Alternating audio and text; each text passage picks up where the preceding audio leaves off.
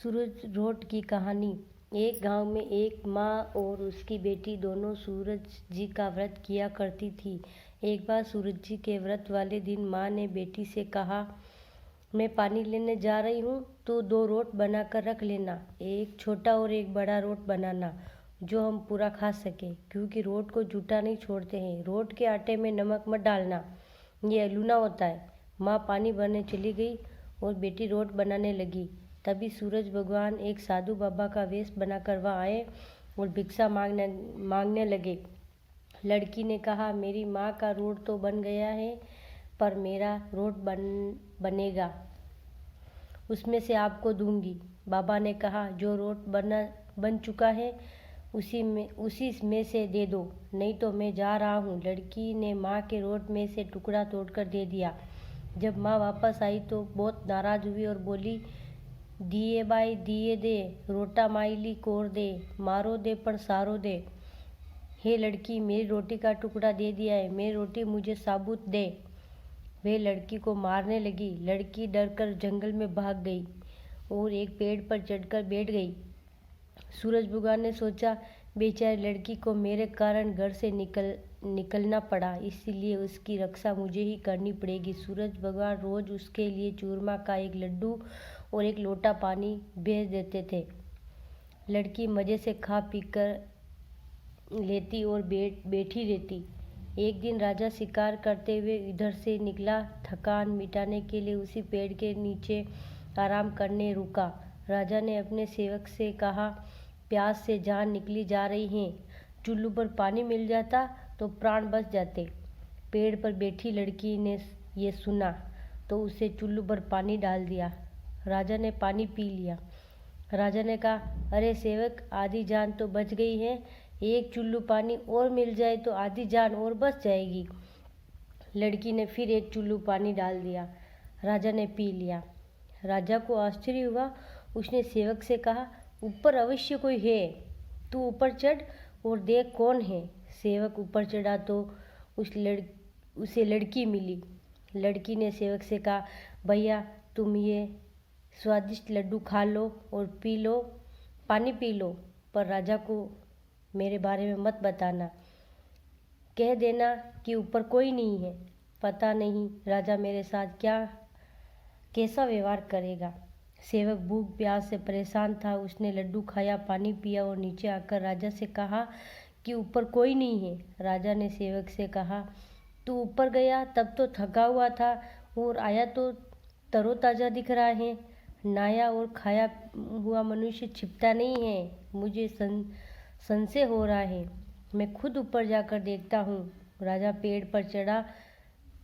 वहाँ सुंदर सी ब्राह्मणी कन्या को पाया। राजा ने कहा, डरो नहीं, तुम बहुत सुंदर हो, मेरे साथ चलो, मैं तुमसे विवाह करना चाहता हूँ। लड़की राजा के साथ चली गई। राजा ने उसके साथ विवाह कर लिया। साल भर में ही उसने एक सुंदर बालक को जन्म दिया। उसकी अन्य रानियाँ, उसकी देवरानियाँ, जेठानियाँ आदि और उसके पुत्र की सुंदरता से जलने लगी। सूरज जी का व्रत आया।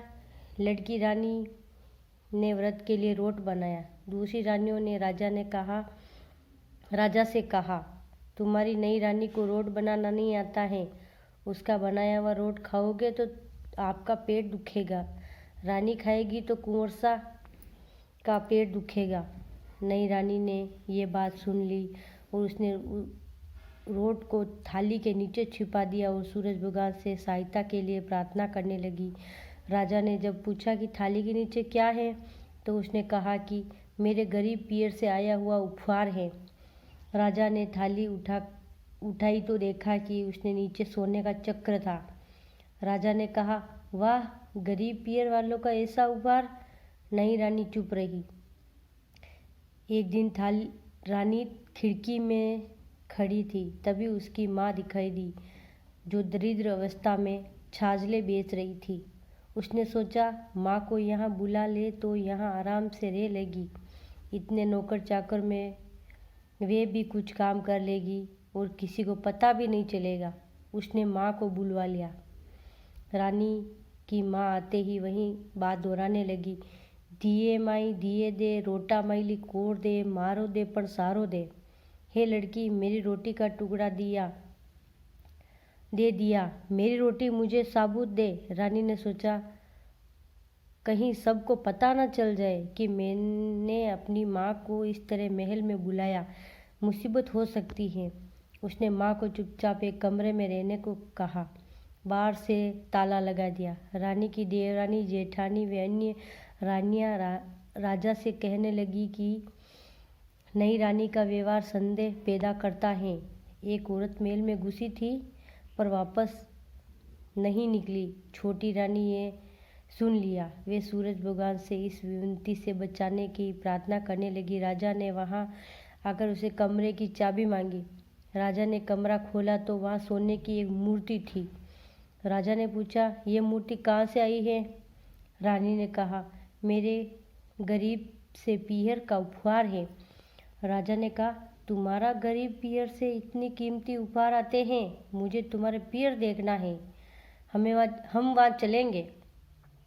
रानी ने फिर सूरज भगवान से मदद मांगी। सूरज भगवान ने कहा कि मैं सवा पहर की व्यवस्था तो कर दूंगा, लेकिन फिर मुझे नगरी में उजाला करने जाना होगा। सूरज भगवान ने जंगल में माया नगरी बसा दी। महल, झरोखे, बाग बगीचे, रिश्तेदार आदि सब माया से बना दिए। महल की रसोइयों में कई प्रकार के व्यंजन बन रहे थे। सबसे मिलकर और खा पीकर रानी ने राजा से वापस चलने को कहा। राजा ने कहा, जल्दी क्या है, थोड़ा आराम कर लें। रानी ने बड़ी मुश्किल से राजा को वापस चलने के लिए मना लिया और वे रवाना हो गए। थोड़ी दूर जाने के बाद राजा को ध्यान आया कि उसकी कटार वहीं रह गई। राजा ने सेवक को कटार लाने भेज दिया। सेवक वहां गया तो देखा कि वह जंगल के सिवा कुछ भी नहीं था। कटार झाड़ी में पड़ी मिली। कटार लेकर सेवक आया। उसने ये सब राजा को बताया। राजा को पहले ही शक था। उसने तलवार निकाली और गुस्से में आकर रानी से सच बताने को कहा।